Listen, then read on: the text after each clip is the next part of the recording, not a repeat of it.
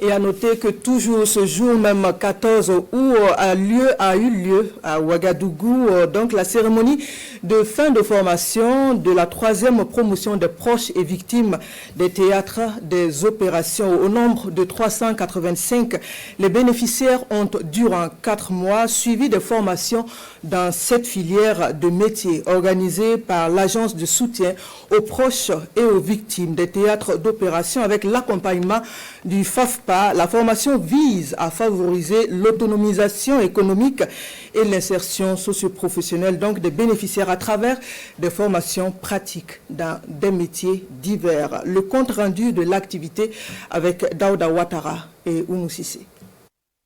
Surmonter la perte d'un père, d'un époux ou se relever après une blessure sur le champ de bataille, c'est ce à quoi est parvenu ces veuves, orphelins et victimes de guerre. Aujourd'hui, en plus de surmonter cette épreuve, ils célèbrent leur fin de formation. Pendant 4 mois, ils ont été formés en coupe-couture, coiffure esthétique, cuisine-pâtisserie, saponification cosmétique pour les femmes et en mécanique de roue, aviculture et bureautique pour les hommes. Pour certains, c'était une acquisition de nouvelles connaissances et pour d'autres, c'était un perfectionnement. Ces formations vont nous permettre de nous réorienter et s'auto-employer, de créer des emplois, de générer des revenus et de subvenir à nos besoins et à ceux de nos enfants. C'est également une opportunité pour nous de restaurer notre dignité et d'emprunter le chemin de l'indépendance économique. Ces visages souriants et déterminés que nous voyons aujourd'hui portent chacun une histoire. Une histoire de douleur, de perte, mais aussi de force et de courage et de reconstruction. Nous savons que derrière chaque veuve se trouve une famille qui a dû se relever après un drame. Nous savons tous que derrière chaque blessé, il y a un combattant qui a accepté de porter sur son corps les cicatrices de notre lutte collective pour la sécurité et la paix dans notre chère patrie.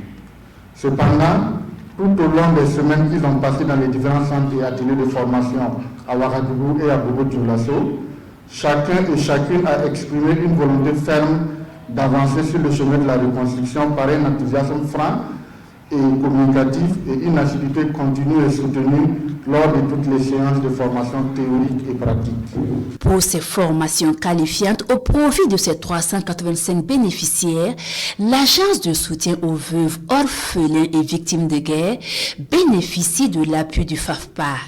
Et ces formations, selon le ministre de la Sécurité, sont des moyens pour aller vers la stabilité et la cohésion sociale.